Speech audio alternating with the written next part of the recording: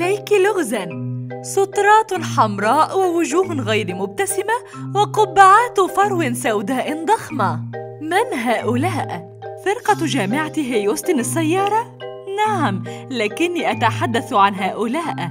إنهم هم حراس الملكة في لندن عاصمة المملكة المتحدة. يسهل التعرف عليهم ويتم تصويرهم كثيراً وفي دائرة الضوء دوماً، لكنني أراهن أن هناك بعض الأشياء الغريبة التي لا تعرفها عنهم.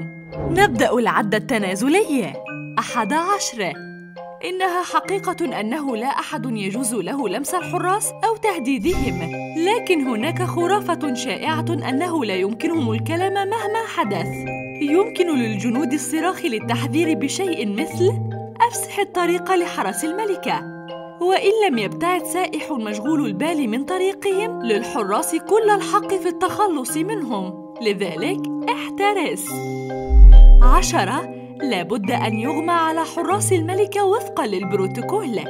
وآه على ذلك، تخيل هذا، إنه منتصف الصيف وأنت ترتدي ملابس صوفية مع قبعة فرو سوداء ثقيلة. بالطبع حتى أكثر الأشخاص جهوزية لا يمكنهم دائماً التعامل مع مثل هذه التجربة. حتى عندما يغمى على الحارس عليه فعل ذلك بطريقة معينة. بمجرد أن يشعر بالدوار عليه أن يبقى في حالة انتباه ويحافظ على موقعه حتى عندما يقع، وغالباً ما ينتهي على وجهه. يطلق عليه الإغماء بالانتباه، ولهذا السبب لن ترى حارساً فاقداً للوعي ملقى على الأرض في وضع بائس. لا يسمح لحراس الملكة بمغادرة مواقعهم مهما حدث. قد تسأل، لكن بالتأكيد يمكنهم الحصول على فاصل للحمام عند الحاجة. لا، للحرس الملكي تعليمات صارمة لقيام الضروريات في مكانهم. لحسن الحظ سراويلهم الصوفية الثقيلة سوداء بما يكفي لتغطية إحراجهم. 8. ومن غير الصحيح أنه لا يسمح لحراس الملكة بالتنقل، إذا عليهم القيام بذلك بين الحين والآخر، بما أن البقاء صامتاً لفترة طويلة يعد سيئاً لصحتهم. فكل 10 دقائق يتركون مكانهم ويسيرون عدة خطوات، ثم يستديرون ويعودون إلى مكانهم بثبات ل10 دقائق أخرى. لكن هذا كل ما يسمح لهم به، لا حكاً للأنف ولا خدش حكة ولا مسحاً للعرق. 7. ربما لاحظت أنهم غالباً ما يرتدون سترات حمراء وأحياناً معاطفاً رمادية طويلة. من أكثر التفسيرات ابتكاراً لهذه الظاهرة أنه عندما تكون الملكة سعيدة يرتدي الحراس سترات حمراء، لكن عندما تكون في مزاج سيء يختارون المعاطف الرمادية.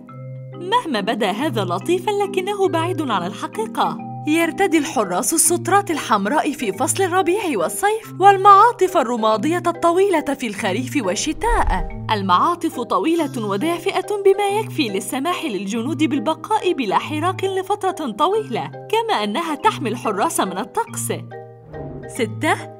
لا يسمح للحراس بالابتسام أو الضحك تحت أي ظرف رغم كثرة محاولات السياح. الحقيقة هي أن الجنود يدربون أنفسهم على عدم الابتسام حتى لا يفقدوا رواتبهم.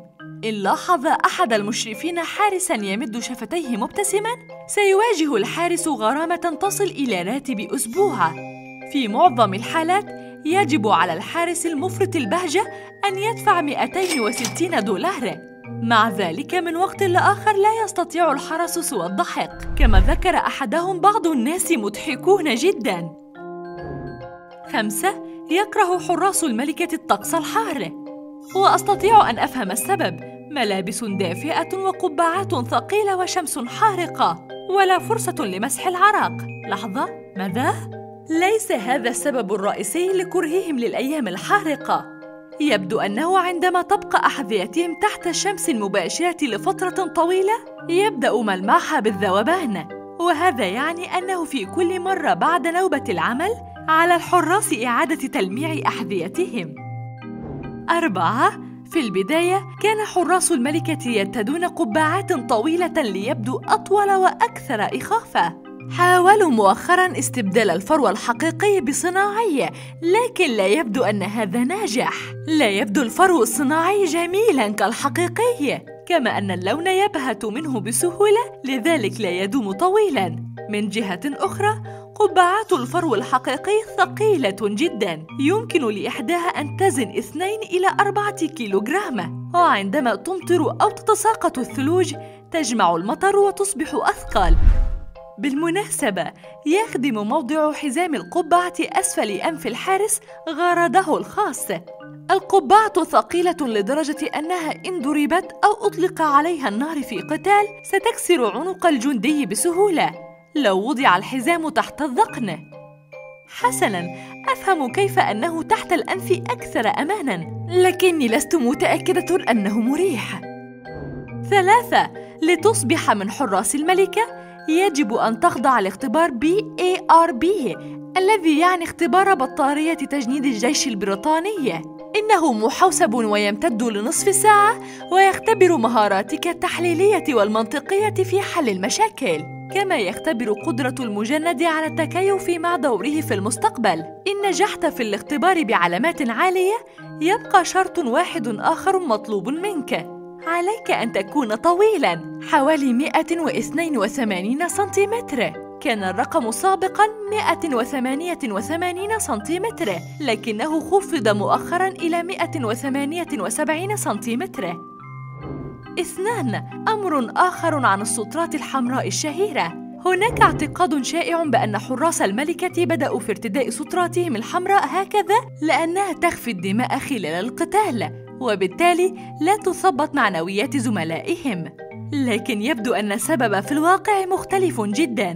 اختبر اللون الأحمر، لأن الصبغة الحمراء كانت من أكثر الألوان المتوفرة في ذلك الوقت، كما يحتاج مرحلة واحدة فقط من الصبغ. 1.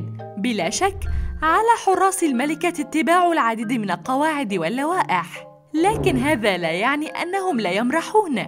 عندما ينضم الحراس إلى الفرقة الخاصة بهم، على سبيل المثال خلال حفل تغيير الحرس، يمكن للموسيقيين أن يعزفوا شيئاً ألطف من الأغاني والأناشيد الوطنية القديمة. إن كنت محظوظاً، ستتمكن من سماعهم يعزفون أغنية ستار وورز أو حتى أغاني إنديانا جونز وجيم أوف ثرونز. في رأيك، ما أصعب شيء في مهمة حراسة الملكة؟ أعتقد أن موضوع الحمام صعب جداً. أخبرنا في التعليقات أدناها. إن تعلمت شيئاً جديداً اليوم، فامنح الفيديو إعجاباً وشاركه مع صديق. لكن مهلاً، لا تذهب بعد، لدينا أكثر من 2000 من مقاطع الفيديو الرائعة يمكنك مشاهدتها. كل ما عليك فعله اختيار الفيديو الأيمن أو الأيسر والنقر فوقه والاستمتاع. ابقى على الجانب المشرق من الحياة.